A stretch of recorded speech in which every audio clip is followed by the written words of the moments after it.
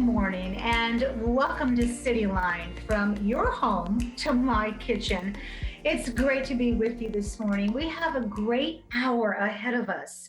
Later on, we'll be talking with Tacoma Pro Bono, and we'll find out about some of the free legal services that some of you may need during this next few months as we talk about the moratorium on eviction and how they can help you with that. Then we'll also be talking with Walk to End Alzheimer's. Karen will be here, and we get to find out how they are going to accomplish this in this virtual world of COVID-19. Transformations of the Tacoma waterfront. We talked with them a couple of months ago, and they're back to talk about some of their beautiful online virtual segments that help you and remind you how beautiful our waterfront is. The Humane Society will be here with our Pet of the Week.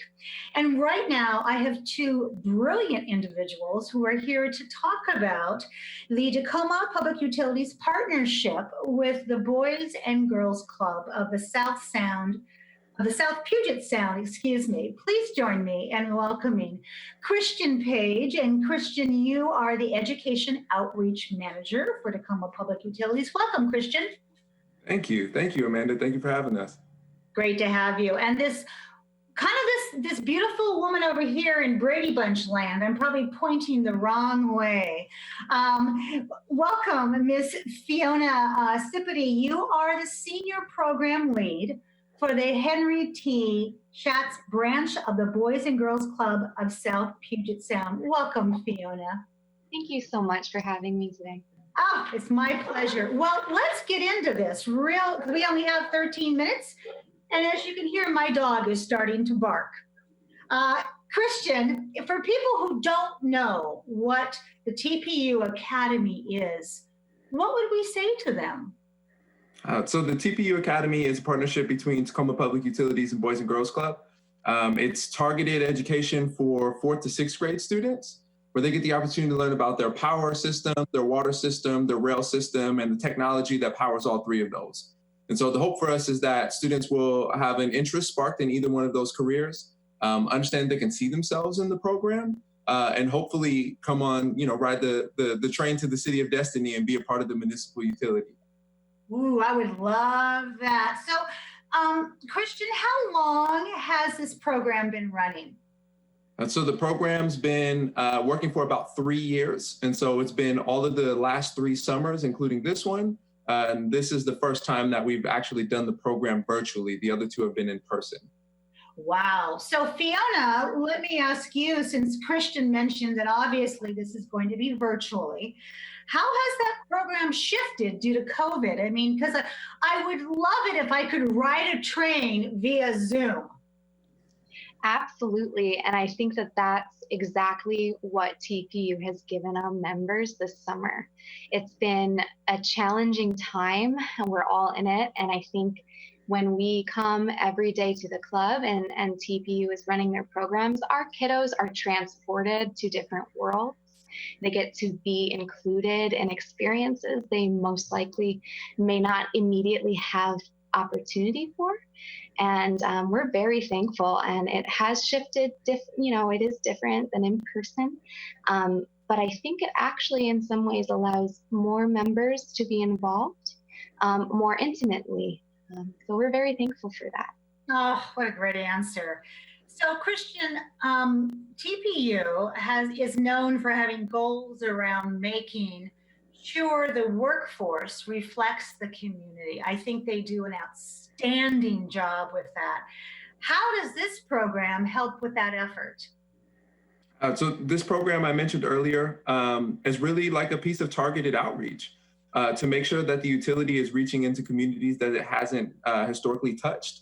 And providing a pathway, right, mainly for students of color and for young women to see themselves in the fields of engineering, to see themselves in STEAM and STEM fields, and to get the opportunity to kind of try this on, right, at the age of 9 or 10. So our program is targeted to 4th through 6th grade students again. And so it's really an opportunity for us to do targeted outreach and for them to try on the program.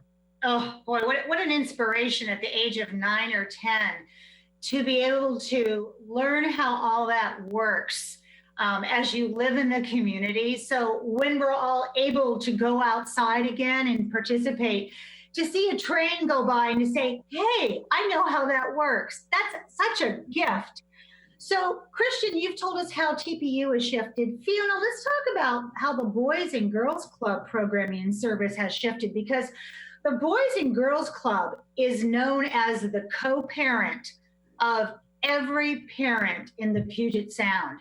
So, and so much of it previously to COVID was face-to-face. How are we doing this now? Yeah, it has been challenging, but I do want to give our kiddos a tremendous round of applause for really just braving the times that we're in and saying, okay, this is different for us, but we're going to be brave and we're going to try it for the better of our community. So whereas before we would have about 22 kiddos in a program space, now we're down to anywhere, depending on our numbers each day, 5 to 10, 11 tops. And so the much smaller, intimate classroom sizes has really allowed a lot more one-on-one communication to happen between staff and kids. And that has been incredibly enriching for our program, especially when TPU comes in, because we are able to better speak to what our kids' interests are and support their dreams in this new capacity. Smaller classroom sizes, but equally tremendous opportunities. Oh, brilliant. And Fiona, you've just answered beautifully the benefits of this, which was my next question. So, Christian, I want to ask you the same question. What have been the benefits in your mind for TPU in terms of shifting to virtual programming? I think the cool thing has been, right, this is supposed to be a limitation, but as Fiona alluded to earlier, we've gotten to show kids things that they wouldn't have access to in a non-virtual world, right? And so students have gotten to see wells and where their water comes from. They've gotten to see the top of water towers. They're familiar with the standpipes in the Alaska Street Reservoir, which is across the street from one of the Boys and Girls Clubs. They've gotten to go out in the field and they've gotten to see things virtually that they wouldn't have been able to see in person due to safety reasons. But it's opened a whole new world for us. And I think thinking in the future that it would be awesome to run a hybrid program, even when we get back to, hopefully what normal would look like. Oh, yeah, I mean, there are things that you can see virtually that the top of the, not that I'm suggesting this, but the top of the Murray Morgan Bridge, which nobody should be on top of. But if you gave me a drone view of that, I would just think I had, just won the visual lottery. When we think about students and programming, because this program has been around for 3 years, you may have had siblings or best friends or schoolmates that were in this program when it was not virtual.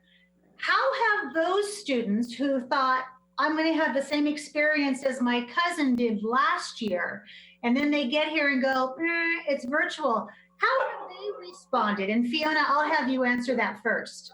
Sure. I think that it is a different experience. Of course, in person provides a different level of interaction and connection.